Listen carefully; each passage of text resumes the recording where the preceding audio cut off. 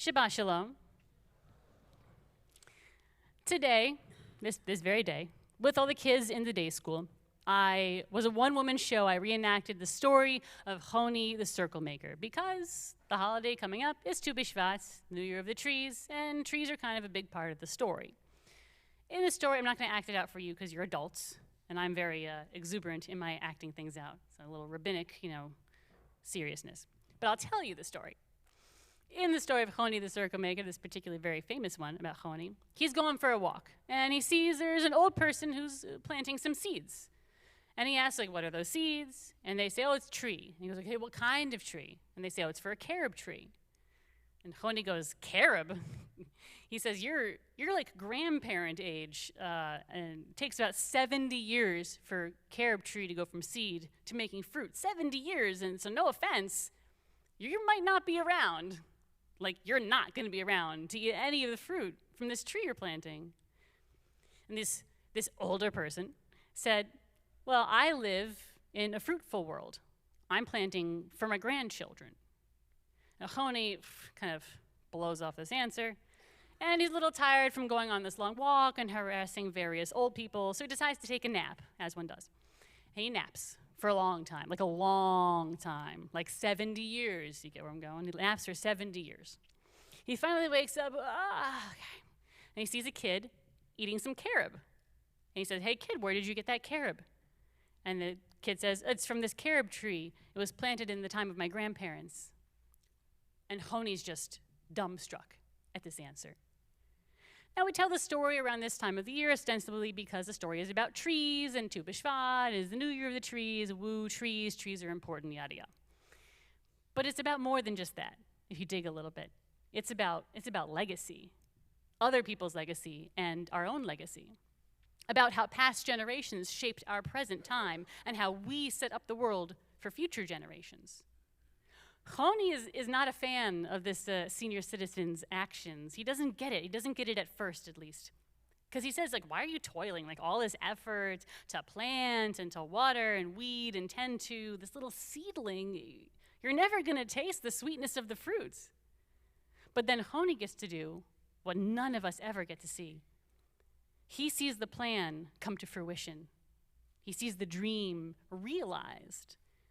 The senior citizen who's planting those carob seeds had no way of knowing that it would pan out, that it would sprout, no way of seeing that any grandchildren would even eat this fruit, that they would feast. But they planted with the dream and the hope and the goal that the future would be fruitful. And it's that kind of an act, working toward a more beautiful future with the expectation that we ourselves may never see it. It is that incredible level of selflessness. That's the true meaning of the story of Honi. And it's one of the core truths of the holiday of Tu B'Shvat we're about to celebrate. We don't plant for ourselves. We plant for the future. Now, I realize it is easy to look around the world, especially right now, and be a pessimist. Trust me, I'm really good at that. Just scrolling and doom. And to see so much bad news, it feels like over and over, so much injustice in the world. But think about it like this. A few of you, barely a few of you, were born before 1954. Maybe only one or two of you. I'm with peers.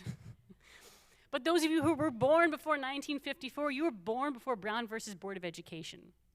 That was the Supreme Court ruling that made it illegal to segregate schools on the basis of race, made it illegal to have a white school and a black school.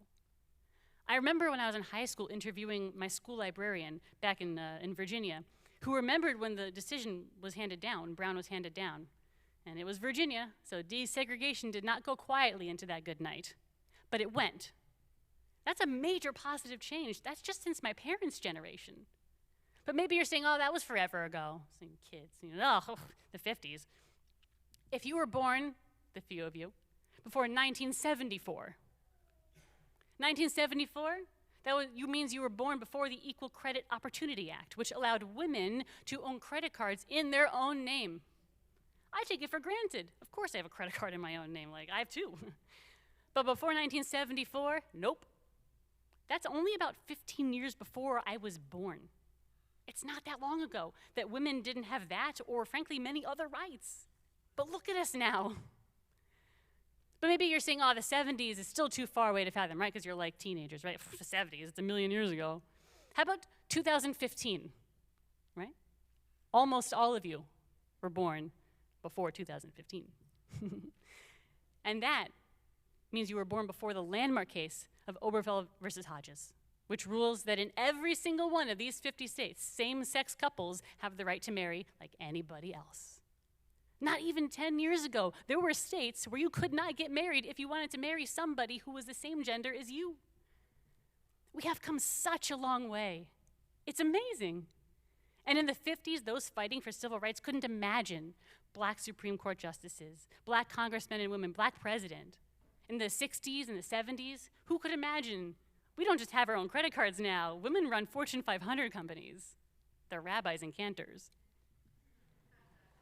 Thank you. Yeah, well, thank you. Wasn't going for that, but I'll take it.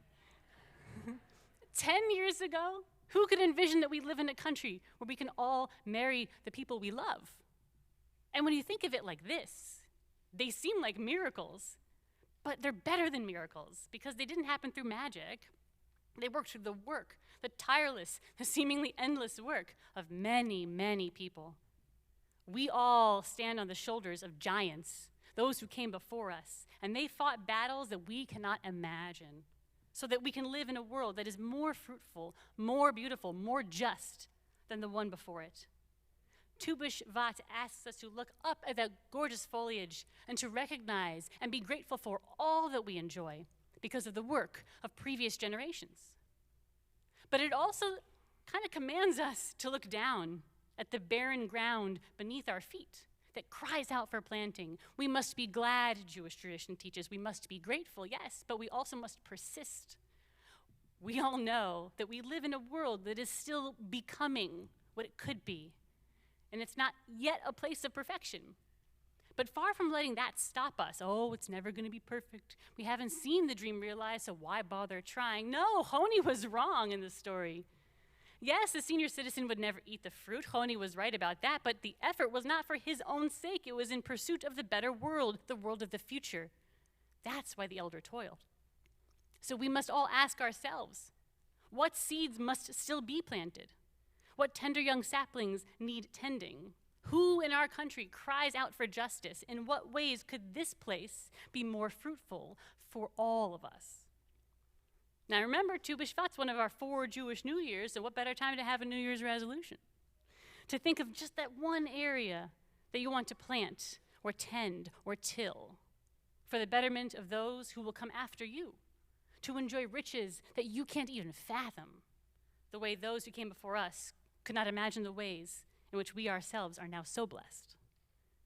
And I know it can be a little daunting to think about that. You just scroll through the news, can pull up so many ways in which our world is not what we want for ourselves and certainly not for our children. But we cannot despair. Jewish tradition does not expect perfection of us.